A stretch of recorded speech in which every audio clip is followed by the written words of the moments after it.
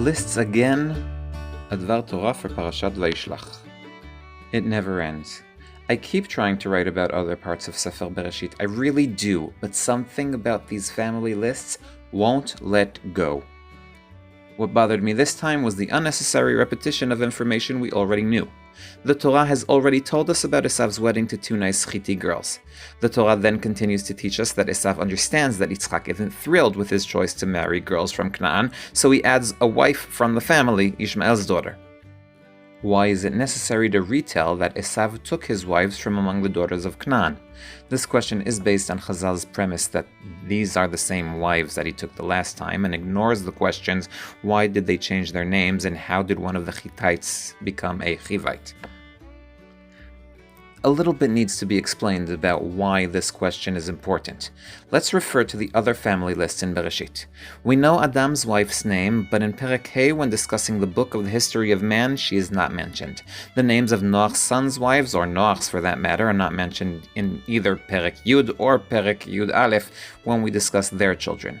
We know that Milka and Reuma are the mothers of the sons of Nahor, but the Torah thought no need to repeat the story of the marriage in Perek Avbet upon learning about these children. In the story of Avraham's later children, marriage with Ketura is mentioned, but this is because it's the first time we meet her.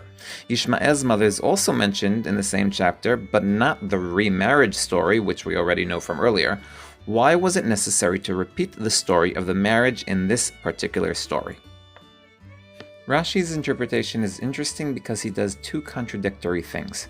On the one hand, he's faithful to his method, which finds Esau guilty of something in almost every encounter with him.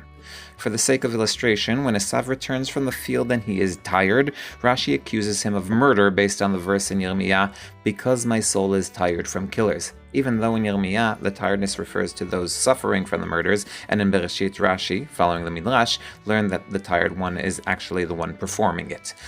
Here too, Rashi chooses to show Esau in a bad light, showing that the name changes of his first two wives were here to find fault in him, or them.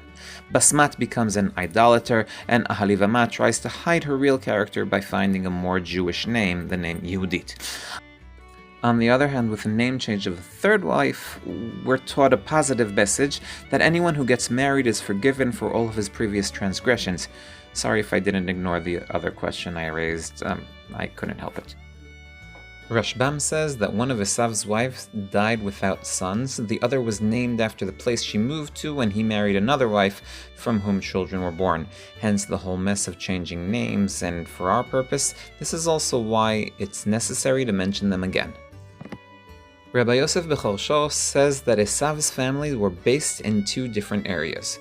One group, the sons of Adai and Basmat, were born in the land of Canaan, and the other group, the sons of Ahalivama, were born in Har Seir. But the scripture did not want to divide the sons of Esau completely, and therefore added the sons of each of the other groups in the previous group. He adds that Esau would travel from group to group, and thus he had a hold on Mount Seir and the land of Canaan. I'd like to additionally suggest that perhaps the women of both groups had sons born in both places, except that for Adai and Basmat most children were born in Canaan, while Ahalivama, most of them were born in Mount Seir. The answer I anticipated most was Rabbi Avraham ben Rambam's. He repeats what Rivka says in different words.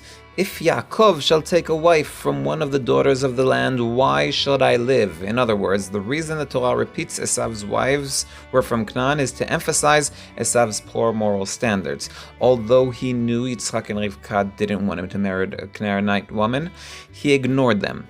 This answer is similar to Rashi's answer, even if the technical points are different. Radatz Hoffman adds that the whole purpose of describing the marriage again is to teach that this is the reason that Esau does not continue as part of the Israeli nation, thus taking this interpretation a further step. I, however, would like to suggest reading this parasha in context with the previous parasha, the summary of the birth of Yaakov's sons.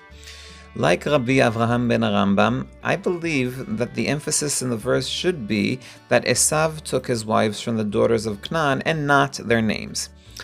I'd also add that Esau, when he tries to take daughters from the land of Canaan, is probably trying to get a better hold on the land, whereas Yaakov goes to Haran to take a wife or four from there.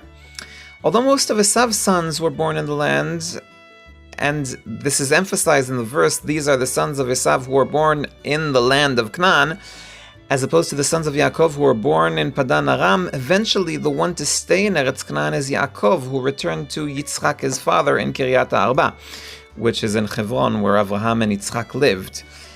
And Esau goes to a different land because of Yaakov, his brother. In my opinion, emphasizing the residence of Avraham and Yitzchak in the verses explain the reason that Esau is the one who should leave Yaakov and not the other way around. Esau's wives displease Yitzchak and Rivka. Even when he noticed their dissatisfaction, he doesn't replace them, but adds to them. Being his parents' heir isn't only about holding on to their possessions, it's about upholding their values. Yaakov, on the other hand, goes to Haran to find a wife with whom he can continue the lineage and tradition, with the blessing and commandments of his parents.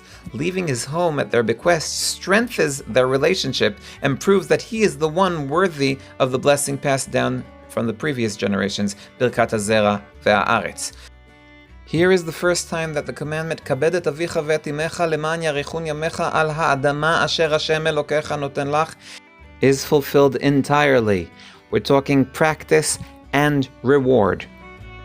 If you also enjoyed this video, why don't you share it with someone? Or maybe buy my book. There's a link below. I am Dovi Holtz, one who loves his parents and Tanakh.